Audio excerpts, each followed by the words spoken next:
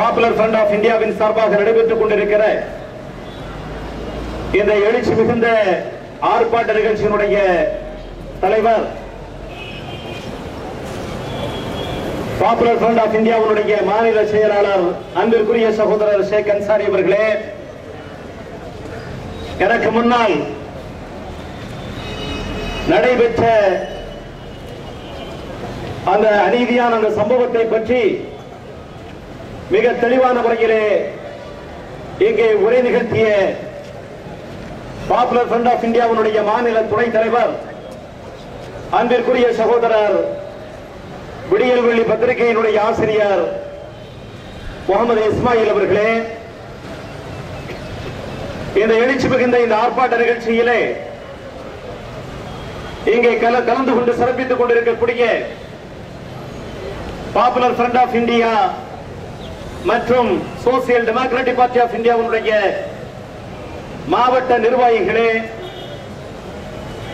அநீதிக்கு எதிரான இந்த போராட்டத்திலே ஆர்ப்பரித்து அணிதிரண்டு வந்திருக்கக்கூடிய பாப்புலர் ஃப்ரண்ட் ஆஃப் இந்தியாவுடைய எழுச்சி மிகுந்த தொண்டர்களே, தோழர்களே, நம் அனைவர்கள் மீதும் இறைவனின் சாந்தியும் சமாதானமும் என்றென்றும் நிலவட்டுமாக என்கிற பிரார்த்தனையோடு எனது சிறிய இந்த கண்டன உரையினை ஆரம்பம் செய்கிறேன். அன்பிற்குரிய சகோதரர்களே, இன்றைக்கு இப்பொழுது இங்கே நடைபெற்றுக் கொண்டிருக்கக்கூடிய இந்த ஆர்ப்பாட்டம் என்பது காவல்துறைக்கு எதிராக நடைபெறுகிற ஆர்ப்பாட்டம் அல்ல, உளவுத்துறைக்கு எதிராக நடைபெறுகிற ஆர்ப்பாட்டம் அல்ல, மாறாக தமிழக காவல்துறைக்கு ஒரு மிகப்பெரிய களங்கமாக திகழ்கிற ரத்ன சபாபதி என்கிற அந்த போலி அதிகாரியின் மீது நடவடிக்கை எடுக்க வேண்டும் என்பதற்காக வேண்டி காவல்துறை நிர்வாகத்தை பார்த்து கோரிக்கை வைத்து நடைபெறுகிற ஒரு ஆர்ப்பாட்டம் என்பதை இந்த நேரத்திலே நாங்கள் சொல்லிக்கொள்ள கடமைப்பட்டிருக்கிறோம். அவை சகோதரர்களே, ரத்ன சபாபதி என்கிற அந்த அதிகாரி செய்த அந்த செயல் ஒரு சாதாரண ஒரு செயல் அல்ல, ஒரு மாபாதக செயல், ஒரு மாபெரும் ஒரு அநியாயம். அந்த ஜூலை 22, 2006 கோவை மாநகரத்தில் நிகழ்த்தப்பட்டிருக்கிறது. அருமை சகோதரர்களே, இதை ஒரு சாதாரண ஒரு நிகழ்ச்சியாக நாம் எடுத்துக் கொள்ள முடியாது.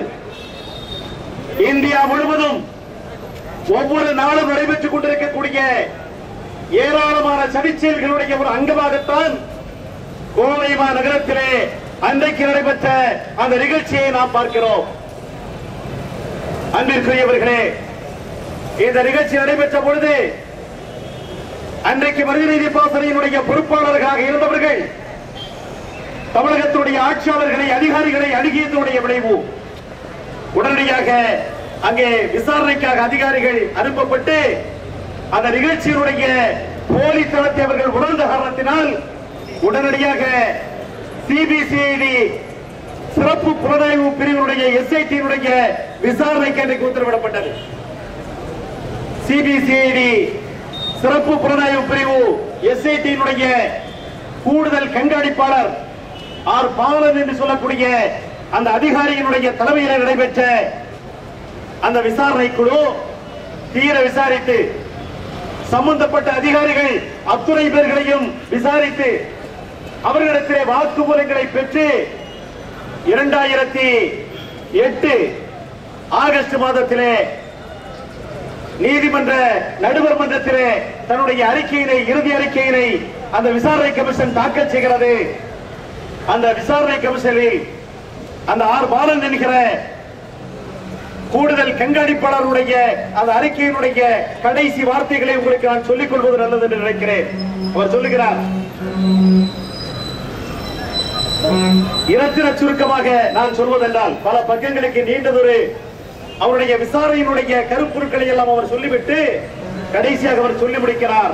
நான் இரத்தின சுருக்கமாக சொல்வது என்றால், B13 போத்தனூர் காவல் நிலையத்தில் குற்றவாளி எண் 1067/2006 ஐபிசி செக்ஷன் 120 வெடிபொருட்கள் சட்டம் 1908 பிரிவு 5 கீழ் பதிவு செய்யப்பட்டதாக சொல்லப்பட்டு அதற்காக தயாரிக்கப்பட்ட கைப்பற்றல் மகஜர்கள், சீசர் மகஜர் அனைத்தும் ஜோடிக்கப்பட்டவை, பொய்யானவை. அது மாத்திரமல்ல ஃபேப்ரிகேட்டட் அண்ட் ஃபால்ஸ் என்று அவர் குறிப்பிட்டு விட்டு தொடர்ந்து சொல்லுகிறார்.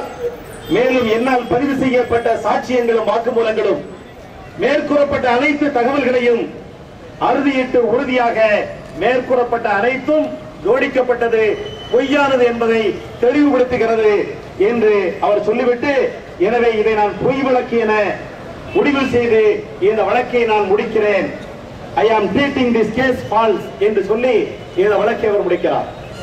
சகோதரர்களே, ஒரு வழக்கு இது ஒரு சிறப்பு புலனாய்வு பிரிவுக்கு உத்தரவிடப்பட்டு இது பொய் வழக்கு என்று சொல்லி அந்த வழக்கை முடித்துக் கொள்வதனால் இந்த பிரச்சனை தீர்ந்து விட்டதா, இதற்கு உரிய பரிகாரம் தரப்பட்டு விட்டதா என்பதனை அரசாங்கமும் காவல்துறையினுடைய நிர்வாகமும் சிந்திக்க வேண்டும் என்று இந்த நல்ல நேரத்திலே நாங்கள் கேட்டுக் கொள்கிறோம். இது எவ்வளவு பெரிய ஒரு தாக்கத்தை இந்த வழக்கு ஏற்படுத்தி இருக்கும்.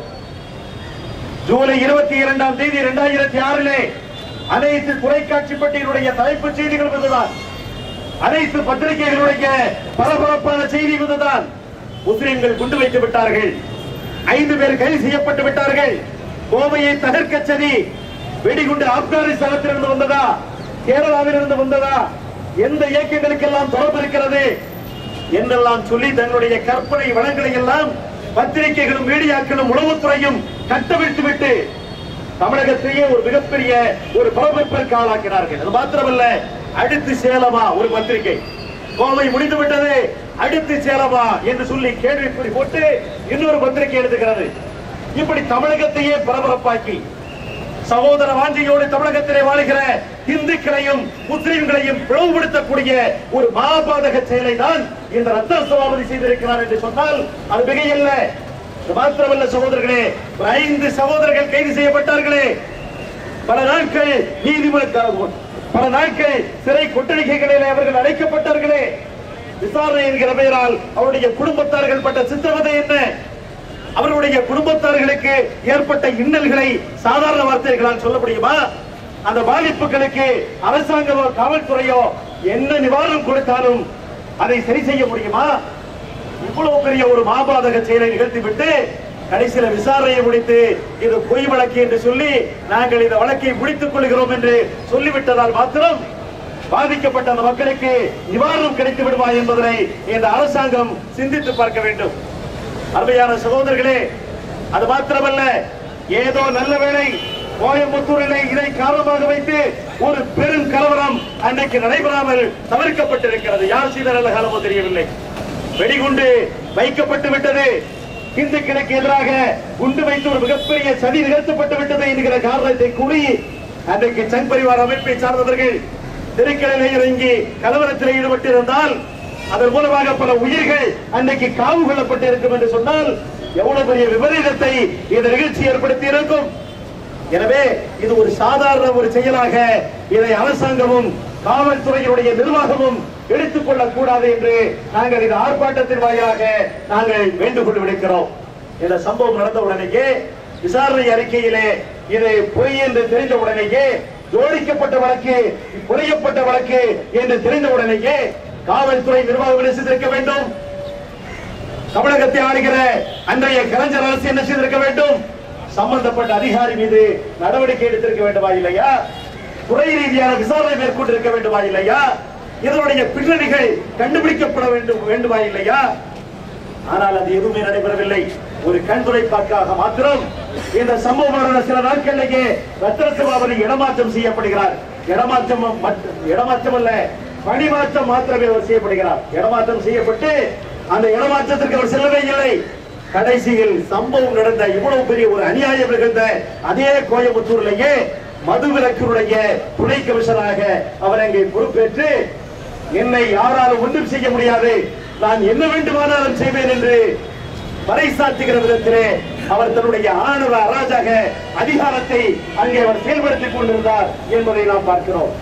அது மாத்திரமல்ல சகோதரர்களே, மிகப்பெரிய கொடுமையினுடைய உச்சகட்டமாக இவ்வளவு பெரிய அநியாயத்தை நிகழ்த்திய அந்த அதிகாரியை அந்த கலைஞர் அரசாங்கம் டிஎன்பிசி என்று சொல்லக்கூடிய தமிழக பணியாளர் தேர்வாணையத்தினுடைய ஒரு குழுவினுடைய உறுப்பினராக இன்றைக்கு நியமித்து அவருக்கு ஒரு பதவி உயர்வை அளித்திருக்கிறது என்று சொன்னால் இந்த அரசாங்கத்தினுடைய மனநிலையை நம்மால் புரிந்து கொள்ள முடியவில்லை.